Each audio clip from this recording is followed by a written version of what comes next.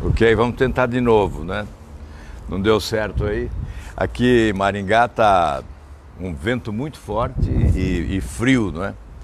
Frio, 10 graus hoje, nesse momento, apesar do sol. Um dia maravilhoso. Ontem o aeroporto fechou, ficou fechado quase o dia todo, à noite especialmente. Então nós viemos hoje bem cedinho para Maringá para cumprir aqui vários compromissos, não é? Estou aqui com alguns amigos, o Vandré está aí segurando o celular, o Marcos, o presidente do Podemos aqui de Maringá. Daqui a pouquinho nós vamos visitar a PAI e depois começa uma série de compromissos aqui até a noite, quando teremos um evento político partidário aqui na cidade, recebendo os amigos aqui da região de Maringá. Olha, ontem tivemos um dia movimentado em Brasília. Finalmente a Comissão Especial aprovou o texto básico da reforma da Previdência. Houve toda essa demora, são quase 6 meses, não é, de governo novo, e a reforma ainda não foi aprovada.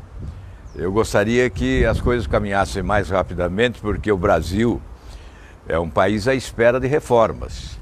E não basta a reforma da Previdência. Alguns apostam muito na reforma da Previdência, mas isoladamente ela não vai fazer o milagre de movimentar a nossa economia, de fazer o país crescer, fazer com que o desenvolvimento ocorra como se imaginava. Muito se imaginava, mudou o governo, o país volta a crescer, né? E nós estamos mergulhando.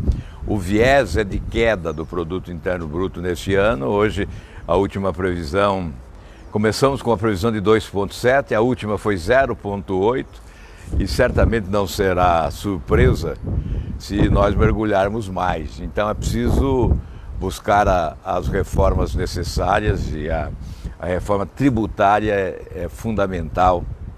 Eu considero, do ponto de vista da economia, a reforma mais importante. É evidente que para arrumar contas públicas, as contas do governo, a reforma da Previdência é importante. Fala-se numa economia de 1 trilhão em 10 anos, o que é muito pouco, porque em 2 anos nós temos um déficit nominal esse ano de 517 bilhões. Então, em 2 anos, essa economia vai para o espaço, né? Em 2 anos, a economia de 10 anos. Basta dizer isso para concluir que nós necessitamos de outras reformas muito importantes. E eu repito, do ponto de vista da economia, a mais importante é a reforma tributária. A reforma tributária que nós vamos discutir na próxima terça-feira, na residência oficial do Senado, do presidente Davi Alcolumbre. Convidamos o deputado Raul para expor a sua proposta de reforma. Conversamos com os líderes de todos os partidos. Foi uma iniciativa nossa. Primeiramente fizemos a reunião com o nosso partido Podemos, e depois levamos ao colégio de líderes para que nós pudéssemos então tentar colocar essa proposta como uma proposta oficial do Senado, com apoio de todos os partidos políticos. Então, na próxima terça-feira, às 9 horas da manhã, nós discutiremos lá no Senado, né, na residência do presidente do Senado, nós discutiremos a reforma tributária a partir da proposta do deputado Raul, que, se for subscrita por todas as lideranças, tramitará rapidamente no Senado, e aí nós poderemos ter as alterações necessárias, aquelas que forem, obviamente, para aprimorar a proposta original. O Brasil precisa de uma reforma competente. Nós estamos muito atrasados em matéria de política tributária. Nós estamos no 5º mundo, eu poderia dizer, né? Isso faz com que, além dos prejuízos internos, há o prejuízo no momento da exportação dos nossos produtos. Nós exportamos especialmente produtos primários, mas somos imbatíveis aqui na produção, no campo especialmente, uma região como esta, aqui de Maringá, no entorno de Maringá, uma região agrícola excepcional, né, produtiva, alta produtividade. Então, no campo, nós somos imbatíveis, mas no momento de exportar, há várias questões que nos atrapalham, as barreiras alfandegárias, não alfandegárias, mas, sobretudo, esta política tributária que nos coloca em desvantagem com os nossos competidores. porque o modelo tributário deles é mais apropriado do que o nosso, é mais moderno do que o nosso. Então a reforma tributária terá sim a força da motivação da economia, vai mexer com o mercado, o ambiente de negócios, vai certamente gerar um impacto psicológico positivo, vai oferecer mais segurança jurídica, porque o modelo moderno de cobrança de impostos, né, eletrônico, como propõe a reforma enviada pelo Raul ao Senado agora para a gente discutir, não é? Então, nós temos muito a fazer em matéria de reforma tributária, uma política tributária que possibilita crescimento econômico com uma distribuição mais correta dos recursos arrecadados, não é? Então, tributando mais na renda do que no consumo, com isso nós vamos aumentar o consumo, aumentando o consumo vamos ter que produzir mais, portanto nós cresceremos e sem obviamente reduzir a carga tributária, mas distribuindo melhor, promovendo a justiça fiscal, nós vamos fazer com que a economia cresça sim e rapidamente. Então essa é uma reforma essencial. Que vem a reforma da Previdência logo para o Senado, ontem foi aprovada na comissão especial, vai para o plenário da Câmara, não houve alterações, os destaques requeridos foram rejeitados, então vai o texto principal para o plenário da Câmara, na próxima semana provavelmente será lá aprovada definitivamente na Câmara e virá para o Senado. Aí no segundo semestre nós vamos tocar o barco lá no Senado Federal. Enfim, ontem tivemos também um lamentável acontecimento que mostra o drama que vive hoje o empresário brasileiro, as dificuldades que o Brasil enfrenta, a crise é avassaladora. Talvez alguns ainda não se deram conta de que a crise está se aprofundando. Lojas fechando, o comércio sofrendo consequências, né? Vendendo menos, o desemprego aumentando. E ontem lá em Sergipe, publicamente, né, num evento público, oficial, com a presença do governador e do ministro de Minas e Energia, quando discursava o governador do estado, um empresário sacou a arma e deu um tiro na cabeça, se suicidou, depois de ter demitido 232 empregados, né? Certamente isso o fez sofrer, demitir gente, famílias que ficam desempregadas, sem poder sustentar, chefes de família sem poder sustentar suas famílias, né? Com o desemprego. Isso certamente impactou na cabeça desse empresário e ele acabou se suicidando. É um drama, né? Uma tragédia que reflete bem as dificuldades que nós estamos vivendo no Brasil, com a crise de profundidade, que é consequência de governos incompetentes que tivemos, irresponsáveis, governos perdulários que desperdiçaram recursos públicos, que permitiram o assalto permanente ao dinheiro público. Nós tivemos nessa semana um depoimento fatal do ministro Palocci, que acusa diretamente o ex-presidente Lula como chefe de toda a organização criminosa, como responsável principal pelo assalto que se deu, não é, pela depredação do patrimônio público nacional, com a pilhagem, né, das contas do governo em todas as áreas, especialmente na Petrobras, mas o BNDES. Ele fala em 500 bilhões de desvio para propina, não é? 500 bilhões não é pouco. 500 bilhões é a metade do que o governo pretende economizar com a reforma da Previdência em 10 anos. Em 10 anos. Então, coloca a mão grande no bolso de aposentados e trabalhadores para economizar 1 trilhão em 10 anos e o PT rouba em poucos anos 500 bilhões de reais, a metade dessa economia prevista para 10 anos com a reforma da Previdência. Veja como isso é grave, isto é lamentável, né? Uma afronta à pobreza nacional, sobretudo um escárnio diante do sacrifício que o povo enfrenta atualmente para superar as suas dificuldades, que leva, por exemplo, um empresário brasileiro a se suicidar diante de autoridades do governo para demonstrar o seu protesto, a sua indignação da forma mais cruel, perversa que é a própria morte. Então, veja a que ponto chegamos.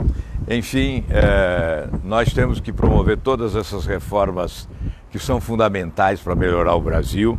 Vocês sabem que eu sempre defendi que já no primeiro momento o governo deveria jogar todas as propostas, um pacote de reformas ao Congresso e articular e coordenar uma ação de interação entre Câmara e Senado para que todas as propostas pudessem ser aprovadas conjuntamente, simultaneamente, não uma após a outra, porque nós levamos 6 meses, não aprovamos ainda a reforma da Previdência, teremos mais 2 ou 3 meses, o ano vai embora e nós não podemos nos conformar com essa lentidão diante da necessidade que o Brasil tem de se reencontrar com o seu futuro, com o desenvolvimento, com o progresso.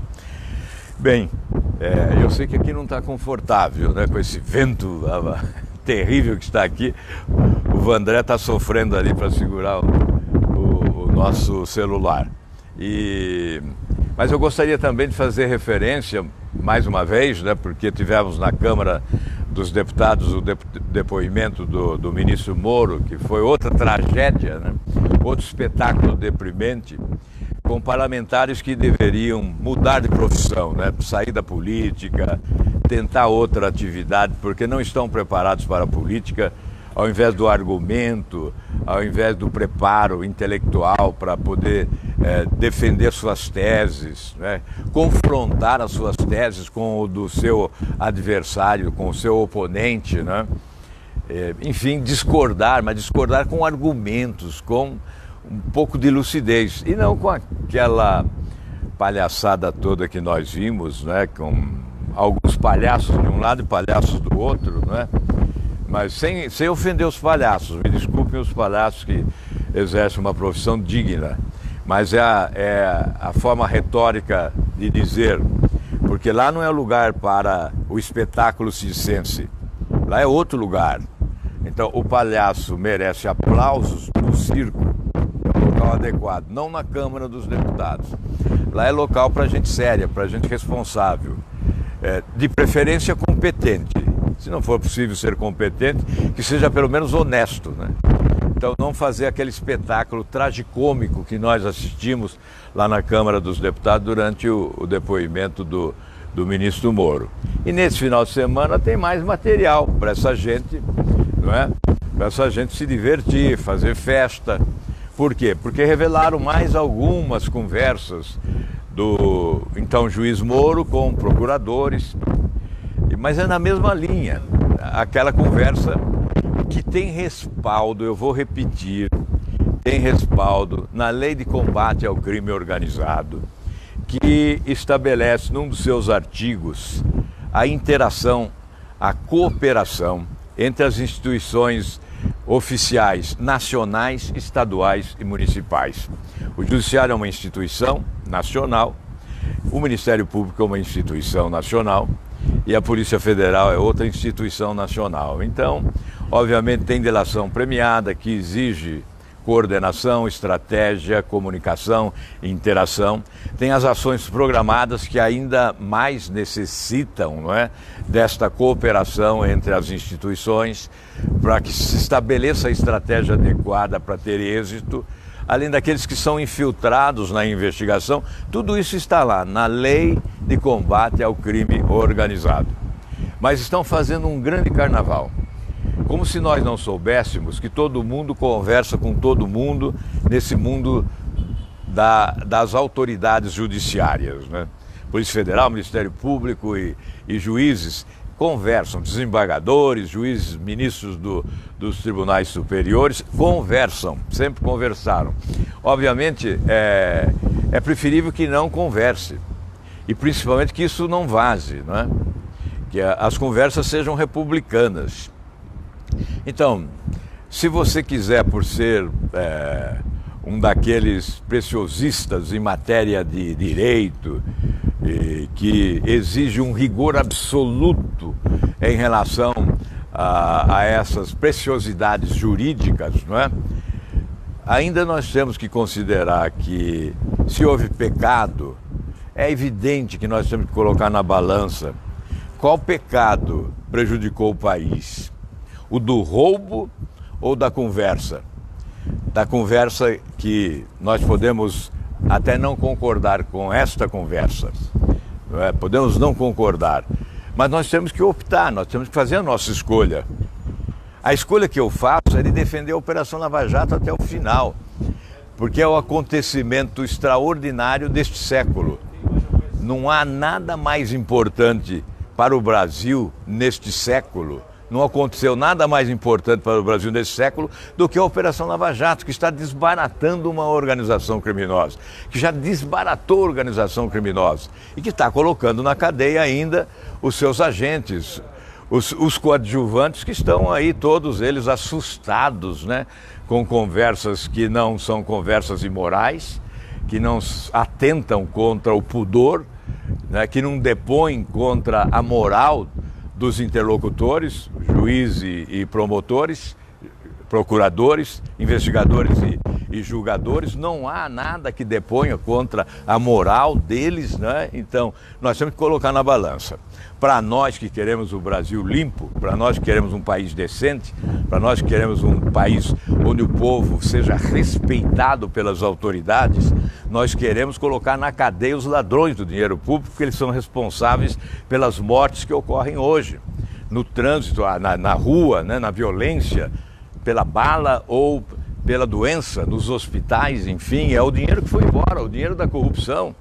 Todo dia tem denúncia de corrupção passada. Veja, ontem o governador do Rio de Janeiro, de novo, denunciando corruptos, mostrando o que ele fez e o que os outros fizeram com ele para roubar o estado do Rio de Janeiro, que quebrou, que está no chão, não é? O Palocci, que foi lá na CPI do BNDES e disse que o ex-presidente Lula é, sim, o grande responsável por tudo isso, articulou tudo, comandou, ele obedeceu, deu ordens, recebeu as ordens do ex-presidente, fez as coisas indevidamente, confessa que fez indevidamente. Então, o que nós vamos fazer agora?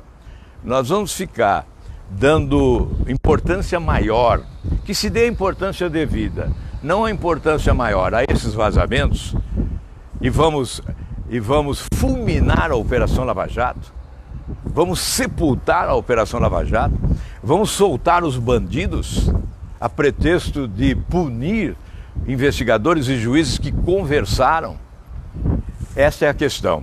Por isso eu vou continuar, creio que você concorda com isso, eu vou continuar defendendo intransigentemente a Operação Lava Jato e, obviamente, para defender a Operação Lava Jato, nós temos que defender também o juiz, o procurador, o Deltan Dallagnol, que é um extraordinário procurador, que é o coordenador da Força Tarefa, o ex-juiz Sérgio Moro, o juiz Bretas e todos os outros que atuam nesta Operação Lava Jato com denodo, com entusiasmo, com brilhantismo, com coragem, não é? Então, me perdoem aqueles que não concordam, eu até aceito a crítica, porque há aqueles que são juristas que colocam em primeiro plano a questão do preciosismo jurídico, não é? Mas eu estou colocando em primeiro plano a ética, estou colocando em primeiro plano a necessidade de vencermos os desonestos, derrotarmos os desonestos e colocar na cadeia os principais corruptos do país, para que o Brasil possa melhorar sua imagem internacionalmente e possa crescer, possa se desenvolver. Eu quero, nesse momento, prestar minha homenagem a esta bela cidade de Maringá. Você pode tirar da minha cara agora, viu, Vandré? E mostra um pouco aí. Ali tem o verde, chega mais perto, vai mostrando. Porque vale a pena. A cidade canção, né? Essa cidade é uma canção, é uma poesia. E é uma cidade extremamente arborizada, tem 3 pulmões verdes, além das avenidas que são verdadeiros túneis verdes, né? é uma cidade ecologicamente perfeita, né? Não sei se há no Brasil outra cidade tão bela em relação àqueles que admiram a preservação ambiental, a ecologia. Não sei se há no Brasil algo semelhante. Mas foi uma cidade planejada, então eu que vim para cá garoto, com cerca de 10 anos de idade, e pisei aqui com os pés descalços nesse chão vermelho do norte do Paraná. Certamente sempre me emociono quando chego aqui, porque aqui, acima da terra e debaixo da terra, estão pessoas muito queridas, né, da minha existência. Então, é evidente que eu tenho razões para me emocionar aqui olhando essa bela cidade. Um grande abraço a todos os maringaenses, a todos os brasileiros, e que esse final de semana traga boas notícias, porque de má notícia nós já cansamos. Muito obrigado a vocês aí, um abração a todos e até, quem sabe mais à noite aí eu faço outra conversa com vocês. Pode esperar que não vou faltar, vou conversar com vocês outra vez. Tá, um abraço, obrigado a todos.